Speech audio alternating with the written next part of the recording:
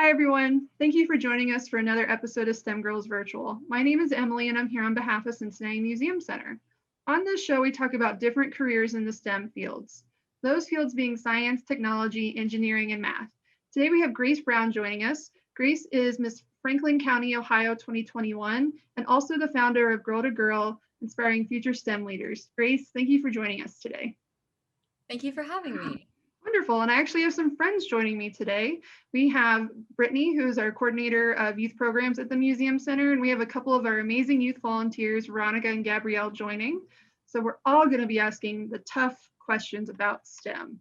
So Grace, you are studying biology at The Ohio State University, and you intend on becoming an OBGYN. Can you tell us, have you always been interested in STEM?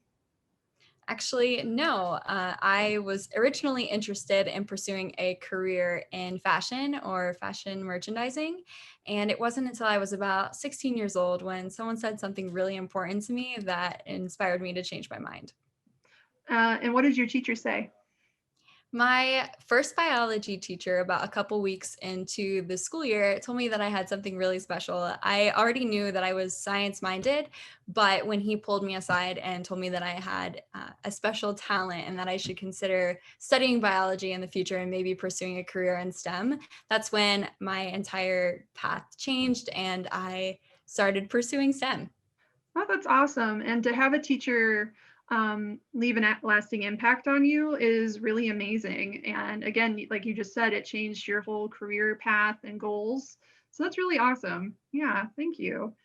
And you also, in addition to being Miss Franklin County, you're going to be competing in Miss Ohio this summer. You founded a STEM organization, Girl to Girl, Inspiring Future STEM Leaders, and it recently became a nonprofit. What was the inspiration behind founding Girl to Girl?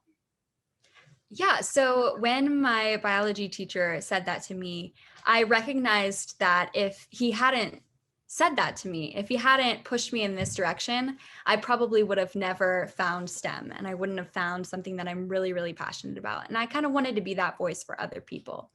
And so the Miss America organization encourages us all to have a personal platform or a social impact initiative where we go out in the community and advocate for something. And it just so happened that I decided to make my social impact initiative to use my voice to help others. And so I created Girl to Girl, which is a program for middle school age girls intended to inspire and educate them about the opportunities and benefits of careers in STEM. And I go into middle schools and give this program, tell my story, and mentor thousands of girls across Ohio.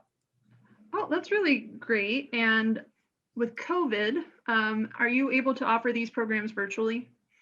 I absolutely am able to offer these programs virtually. It hasn't been as successful virtually because it's kind of hard to get schools to commit to a virtual program. Their focus right now is making sure all kids have a good education, making sure that we get through COVID safely. And so I've had to take the back seat for a little while, but I am definitely ready to get back into schools.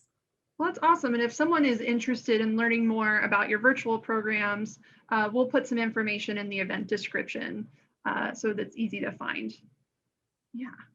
And while we're talking about uh, all this work you're doing, you are also working with the Girl Scouts of Ohio's Heartland in their STEM pledge. So do you know how the Girl Scouts are trying to reach girls through this initiative? Yeah, so the Girl Scouts STEM Pledge is a pledge to reach 2.5 million girls with STEM education by 2025. And so when Girl to Girl partnered with the Girl Scouts of Ohio's Heartland, we became an official program within the Girl Scouts to help them reach this huge goal. And so I have been able to give my Girl to Girl presentation to a couple of troops to help them on this mission. Oh, that's amazing. And you created a fun patch. And this is a way Scouts can earn this patch by completing your program.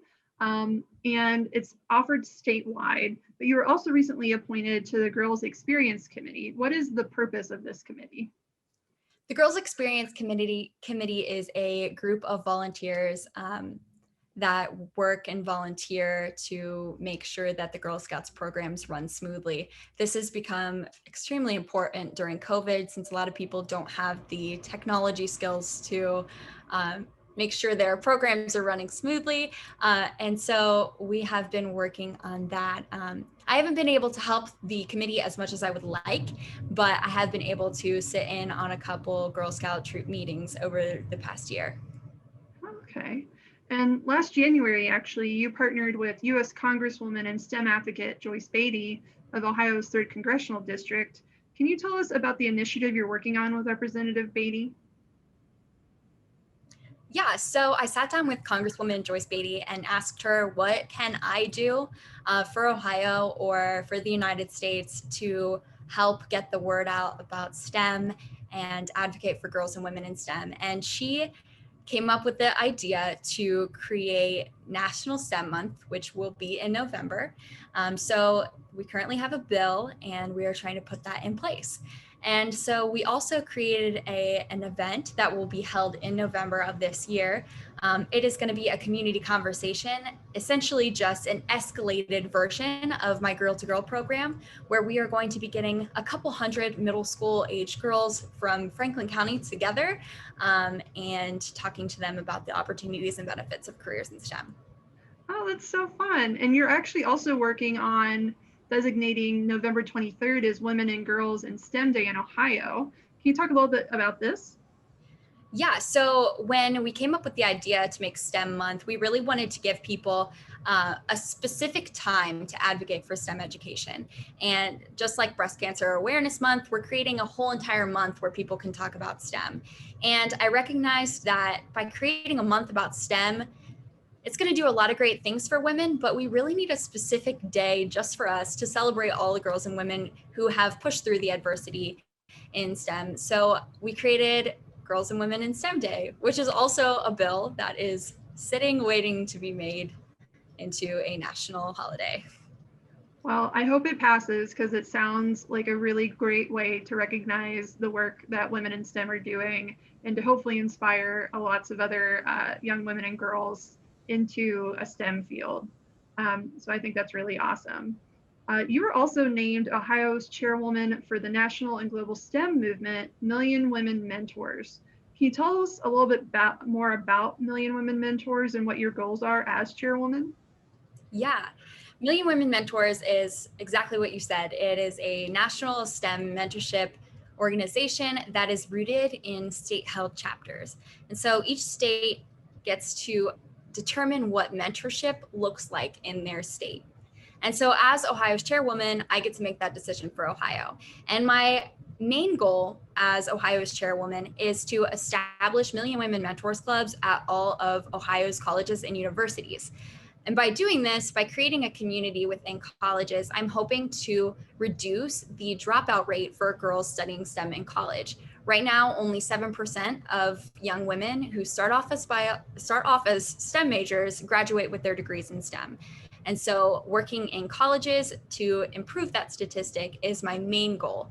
But also another thing that I'm trying to do as chairwoman is reestablish the former chairperson's initiative, which is to have all of Ohio's STEM organizations pledge mentorship hours to Million Women Mentors. That is awesome. And some past STEM Girls interviewees have talked about the importance of mentorship. So it's great that you've also brought it up because I can't stress enough how important it is, no matter what your age is or where you are in your career, the importance of having the support of your peers and having a mentor. So I think that's really great that you're trying to establish Million Women mentors around the state and local colleges and universities.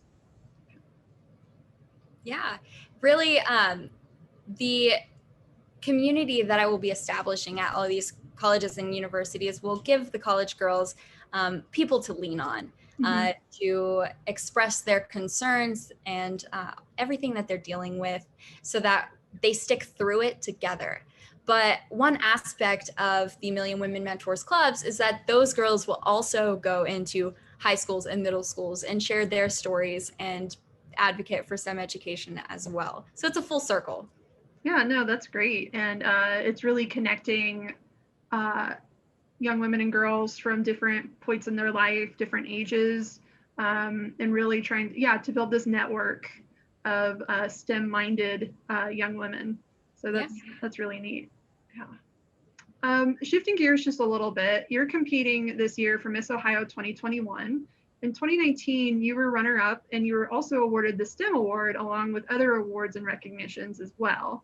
Many people may not be aware that the Miss America organization offers scholarships and service work and other opportunities. Can you speak more about that?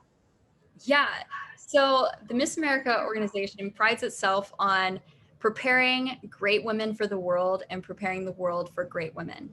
So the Miss America organization has helped me so much. I mean, it pushed me to create Girl to Girl and start this entire journey, but it also helped me to create the connections with the Girl Scouts and Million Women Mentors, and recently the Cincinnati Museum, as well as the American Heart Association. So I give all the credit to the Miss America organization for helping me build my resume and all of these incredible things and helping others.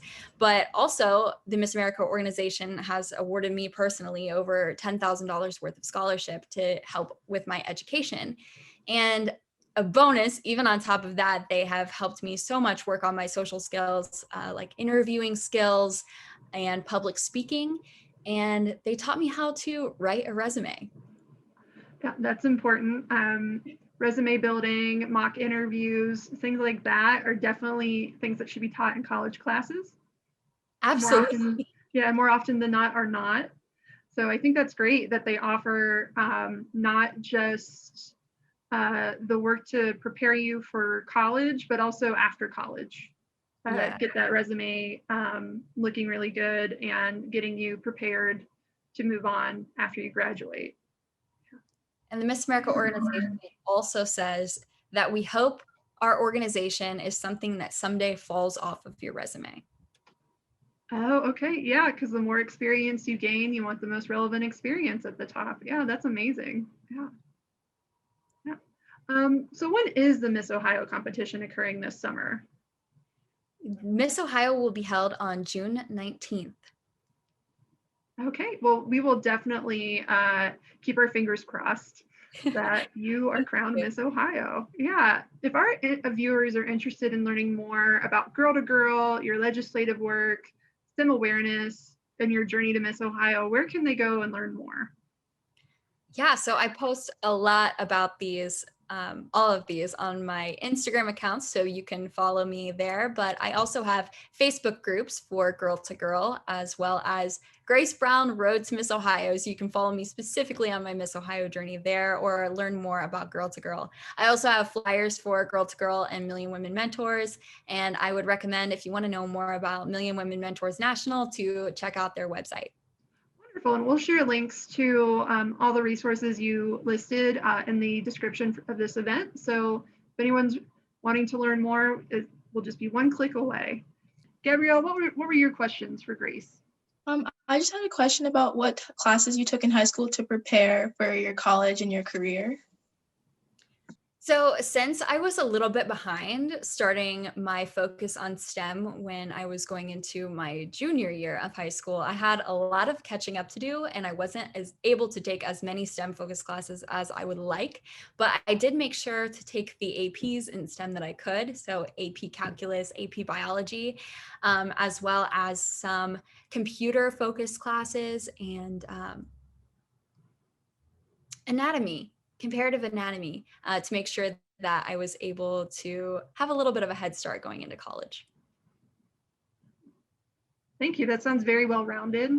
My high school didn't even offer anatomy, so the fact that yours did, that's really neat. Yeah, my high school actually started offering anatomy my senior year.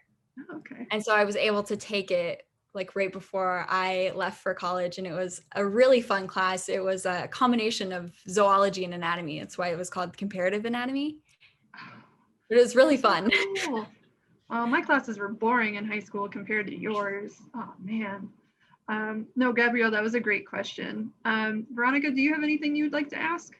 Yeah, so is there any reason that you're very interested in being an OBGYN compared to other fields?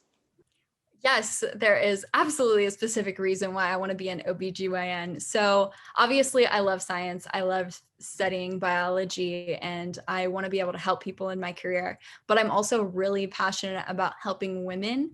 As you can see from all of my community service work that I do, helping women in STEM, I want to focus my entire career on helping women just in general and in life. Yeah, women's health is definitely something that's getting more attention on the importance of listening to women when they're not feeling well or if they're sick. So I think it's great that you want to be an advocate for women in the medical field.